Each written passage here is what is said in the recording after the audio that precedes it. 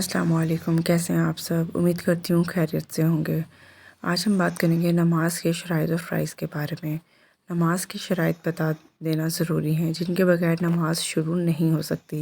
इन 6 चीज़ों को शराइत नमाज कहते हैं और वो ये हैं: पहली पाकी, दूसरी शर्म का को छुपाना, तीसरी नमाज का वक्त, चौथी किबला की तरफ मुँह करना, पाँचवीं नियत, छठी तकबीर तहरीमा।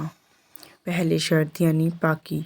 पाकी का मतलब है कि नमाजी का बदन, इसके कपड़े, नमाज की जगह सब पाक हो और कोई निजात जैसे पेशाब, पखाना, खून, लीद, गोबर, मुर्गी की बीट वगैरह ना लगी हो और नमाजी बेगुसल और बेवज़ू भी ना हो। दूसरी शर्त यानी शर्म का छुपाने का। ये मतलब है कि मर्द का बदन नाफ से लेकर घुटनों के नीचे तक शर्मगाह है, इसलिए नमाज की हालत में कम से कम नाफ से लेकर घुटनों के नीचे तक छुपा रहना ज़रूरी है। और औरत का पूरा बदन शर्मगाह है, इसलिए नमाज की हालत में औरत के तमाम बदन का ढका रहना ज़रूरी है।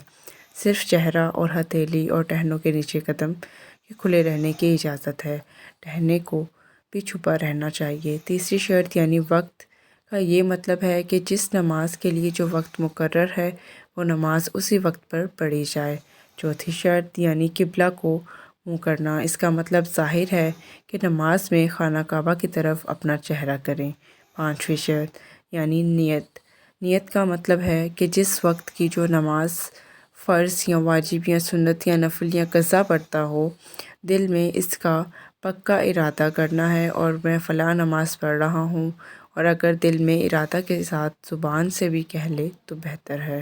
उम्मीद करती हूँ आपको वीडियो अच्छी लगी होगी। अगर वीडियो अच्छी लगी हो तो लाइक कर दिया करें, सब्सक्राइब कर दिया करें, दुआओं में याद रखिएगा। तब तक के लिए अल्लाह हाफ़िज़। अपना ख्याल रखिएगा।